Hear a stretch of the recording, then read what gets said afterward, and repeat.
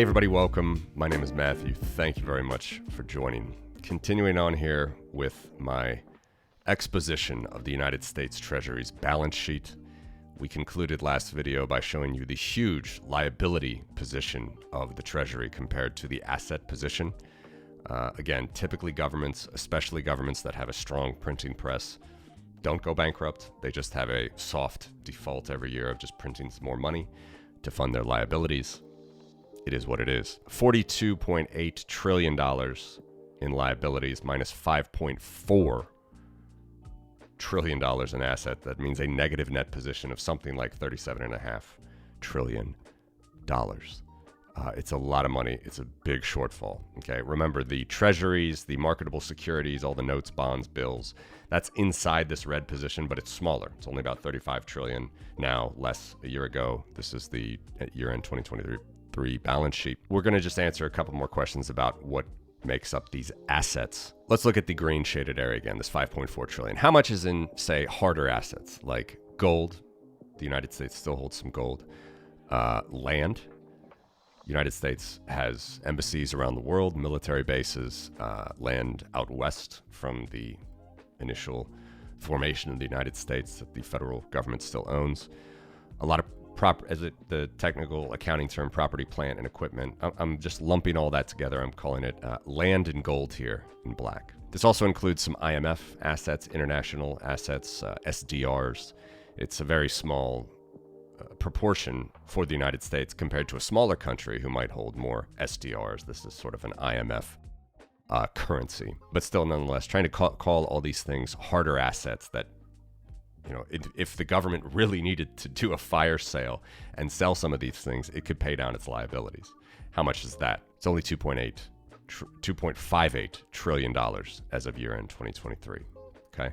You see a little bump here in 2020. Of course, that includes some cash that was printed from the Federal Reserve and put on the Treasury's balance sheet. Nice of the Treasury to pay for some stimulus for the economy. That's why you have that little bump there. Nonetheless, in 2023 year-end, $2.58 trillion. So let's look at a percentage now of these hard assets to total liabilities and see where we're at. Again, I don't have too much data here, unfortunately, but we can see in the last 27 years or so, this percentage of hard assets to total liabilities, 6, 7, 8%. A little bit over 10% here in the early 2000s. But as we get back closer to today, 5.9%, 2021, 6.4%, 2022, 6%, 2023. That is hard assets on the Treasury's balance sheet to total liabilities. See back here in the mid-90s, it's a bit higher, 23%, 20%. I'm not exactly sure why that is. It could be different accounting methods for some land. I'm not exactly sure why there's a little bit of a bump here. But of course, very much smaller size of liabilities here in the mid-90s compared to now and compared to assets or hard assets in general. So certainly it's not in the right direction if you want to say that. But again, these are highly regulated assets. Even the gold that is included here in the Treasury's balance sheet is using this old statutory price of $42 an ounce. Very strange. Why would they do that? Well, for the Federal Reserve's position, Federal Reserve also holds some gold, also valued at $42 an ounce. They're doing this to give them more leeway in buying treasuries, which they presume are better because they can help the federal government and more liquid, and it's just better to have more room on the balance sheet. Of course, you have some questions there. Is the gold even there? Why are they marking it at such a small value? When if you marked all the gold that the Treasury and the Federal Reserve held in totality, you could get to a number that's something like $700 billion. So why not have that as a boon to your balance sheet? But they don't do it. What I want to do here now is let's just look at the lighter green area. Let's take off this percentage on the right. What's this lighter green area then? Total assets minus the harder assets, land and gold. So you're getting to something like $3 trillion. What's that comprised of? Well, it's other primarily intra-governmental assets. Okay, very similar to the trust funds we talked about during the Social Security video. Now, technically, the trust funds of Social Security, Medicare, Medicaid, a couple others, the sacred cows, that is not included in this asset position. They will find this negative net position of the government. I don't want to get into too much of the technicalities here, but you take that 42 trillion, almost $43 trillion in liabilities, subtract that from the 5 trillion in assets, you're getting, something like 37 trillion, 37.5 trillion in a negative equity, or they call it a negative net position. Then you add in the trust fund assets, of which Social Security, remember that 2.8 trillion is about half of that. You take away some current payments that needed to be made throughout all of the year, and you do get back to this total asset value. But again, it's not important to get too much into the nitty-gritty of the accounting of the government's balance sheet. The point is, just like with Social Security, the rest of these assets that aren't hard assets, they're just assets that the government expects to receive from itself. Very important to understand that. Okay, very important to understand that. The government can sell or could do something different with what's in black. Okay, there are relationships with international bodies such as the IMF. There's land, property, plant, equipment, some gold. Again, not mark to market. Real assets here in black.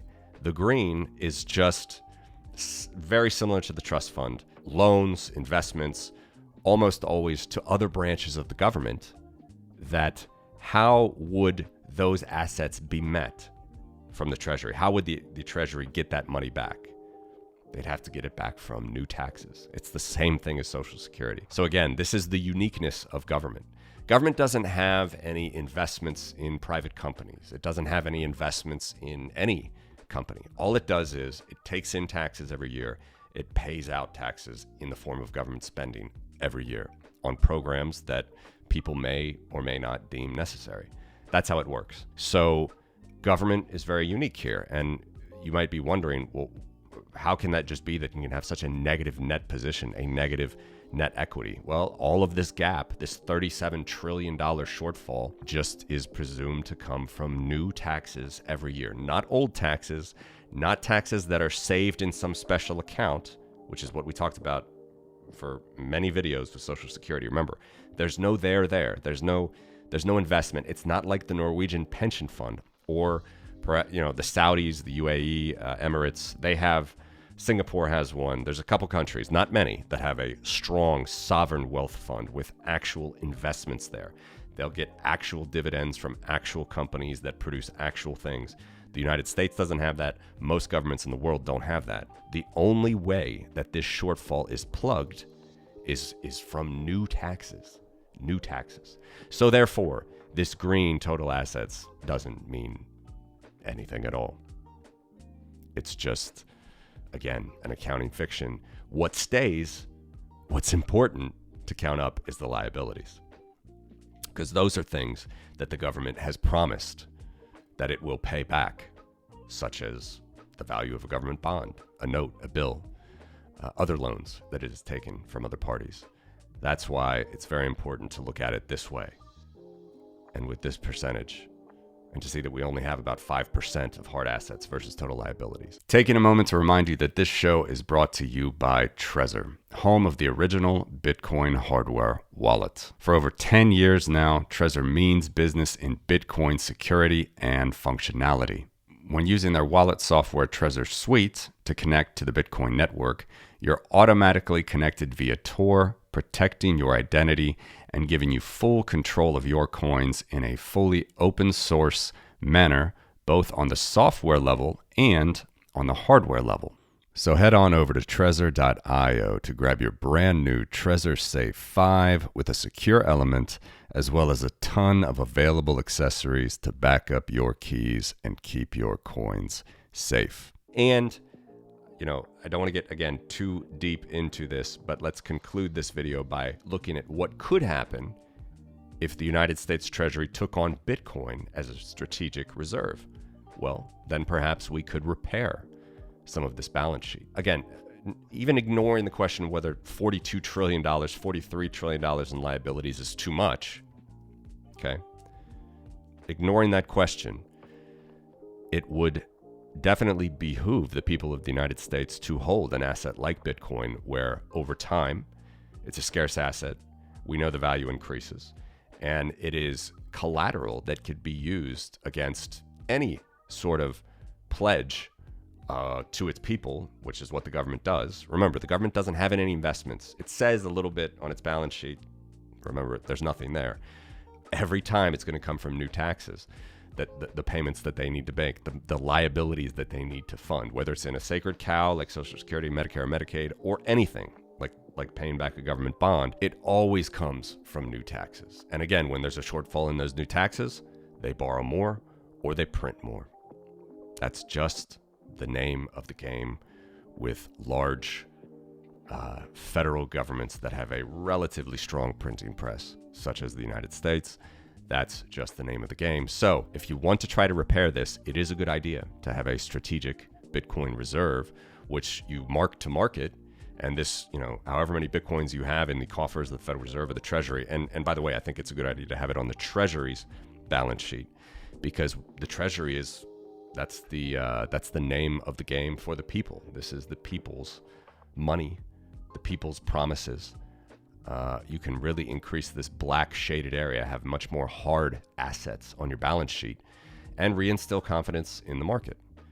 That would be a good idea. Now, again, I've talked about some of the dangers or risks of centralizing Bitcoin into one place, just like I've talked about centralizing gold in the United States after the gold fled Europe in World War II from Hitler and Stalin and Mussolini. The United States hasn't done a great job with that either. So there's always pitfalls, there are always things to be concerned about.